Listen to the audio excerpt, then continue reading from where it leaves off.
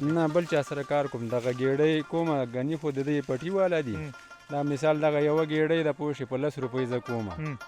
نور ګنې دی ته پاکومه پتر هم د دی ده صرف 10 روپۍ ګېډۍ زه ده او دا بیا ګني چلول خو په تا نه دي نه دا په ما باندې دي دا په تا نه دي یاره زمونږ کلی څومره ښکلی دی یاره زمونږ کلی څومره ښکلی دی هغه کوټنۍ پکې زمونږه ده درنو ملګرو ډېر زیات خوشحاله یم چې داسې یو سیمې ته راغلی یم چې ځوانان او همدارنګه مشران په کار بوخت دي او د خپل وطن لپاره په ټوله کې دغه سیمې لپاره کار کوي دا د ګنیو لومړی فصل دی چې دلته کیږي او له دې وړاندې په دغه ځای کې به جوار او غنم ولاړو نن پکې یو خوږ شی ګنی ولاړ دی ګنی ریبل کیږي په سلګونو ځوانانو ته کار زمینه مساعده شوې ده دلته تاسې وګورئ واړه زاړه ځوانان ټول راځي او دلته کار کوي نن موږ هم غواړو چې له دغو ځوانانو سره خبرې اترې وکړو ټوکې ټکالې ورسره وکړو او د دې ګنیو په ارزښت ورسره وغږېږو راځئ هر څوک هم چې په لاس راغی خبرې اترې به ورسره کوو هسې هم دلته کارکوونکي ډېر دي عزیزه دا وګوره دا څه شی دي دې د پښتو کې څه وایي پاندونه پاندونه دا د ګنو شین اوس کا کنه ها نه حصہ چې دې ته پاندونه وایي پاندونه وایي خوږ دی که نه دی لاندې وچ پتری چې دی هغې ته پاتری وایي پاتری وایي سلام علیکم ښی جوړې تکړی اجازه ده خبرې سره وکړم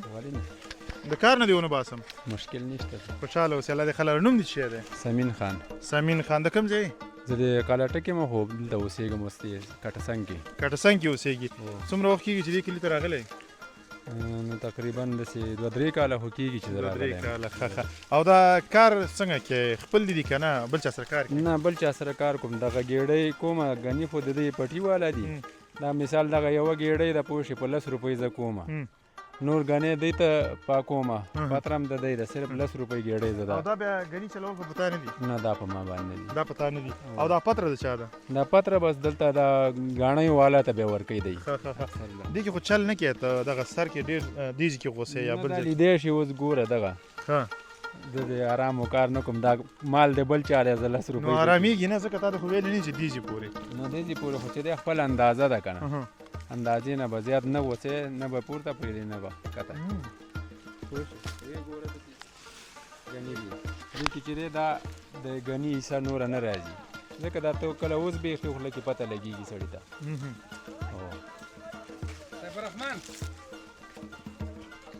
ملګرو بې ادبي هم ده خو دا د ګني خوږوالی دومره زیات دی چې کله هم زه ګنی ووینم بیا د ټینګې نه یم نو ګنی خورم وبخه تاسو هم خبرې هم کولې ما ګنی هم جوړلو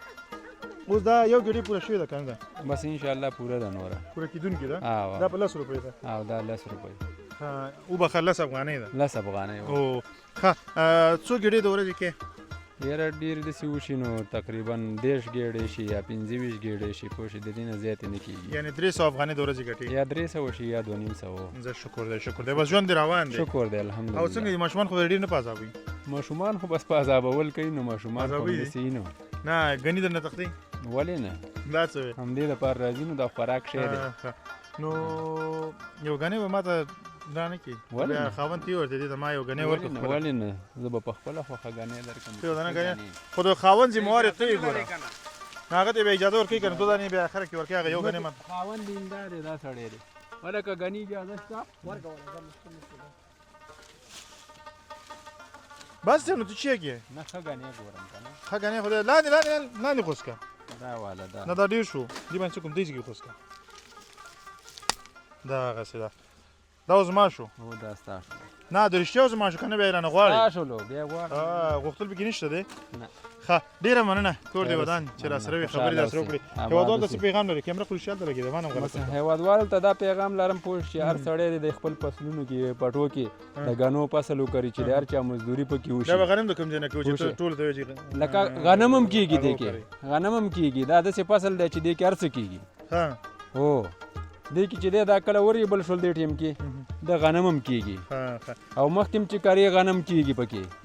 او یو فصل ورکوي 2 فصله دا ورکوي چې یو ځل دې وکرل ډېره مننه خوشحاله اوسئ آباد مننه درنو ملګرو تاسې راځئ نورې خبرې هم کوو څه شی دی ویلې هې څه دی غرمه د مارکېټ ډوډۍ تیاره ده ښه څه وخت راځي درنو ملګرو تاسې شاهدان اوسېږئ چې هغه د غرمې ډوډۍ غم یې راته خوړلې ده او څومره وخت کې راځي 20 منټه پکې راځي بس زه ته په تمه یم او د کاریګرو لپاره به دې ښه ډوډۍ تیاره کړي موږ به یې وخورو چې څنګه ده ښه ملګرو د ګني پوستوالی همدې ځای نه وګورئ زه یې په لاس سپینوم ګوره ښه هېڅ نه چاقو را سره شته دی او نه بل څه را سره شته دی فقط لهیه یې په ګوته باندې سپینوم یعنې دومره نرم ګنی دی دا چې مه کوه پوښتنه نو راځئ مخکې ورځو مخکې ورځو که بس دی عزیزه بس دی که نه نور هغه ملګري هم شته دی که نه غږوو یې هغه درېیم منزل کې چې ناست دی هغه لږ نه غږوو بس دی ښه درنو ملګرو زموږ خپرونه په همدې ځای پای ته رسیږي تر هغه چې یو ځل بیا زه مهراب ګل مخلص او همدارنګه عزیز ارمان ستاسې درانه چوپړ ته حاضرېږو په لایزال څښتن تعالی مو سپارو هر چیرې چې یاست د ژوند په ټولو چارو برلاسي اوسئ د الله په امان